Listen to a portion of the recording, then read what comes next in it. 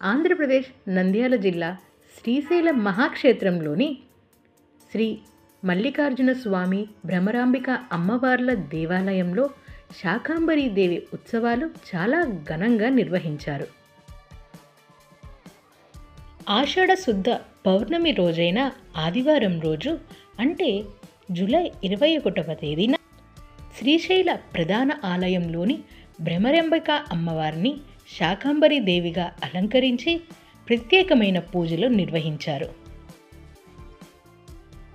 వివిధ రకాల కూరగాయలతో చక్కగా అలంకరించిన శాకాంబరీ మాతకు ఆలయంలోని వేద పండితులు ప్రత్యేకమైన పూజలను నిర్వహించారు.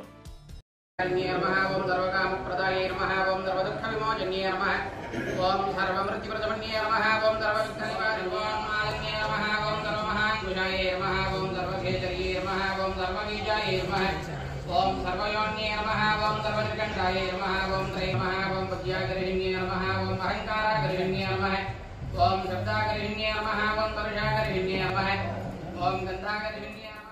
ఆదివారం సెలవు దినం కావడంతో భక్తులు విశేష సంఖ్యలో శ్రీశైలంలోని ప్రధాన ఆలయమైన శ్రీ మల్లికార్జున స్వామి భ్రమరాంబిక అమ్మవార్ల దేవాలయంలో కొలువైన శాకాంబరీ అమ్మవారిని దర్శించి ప్రత్యేకమైన పూజలు నిర్వహించారు.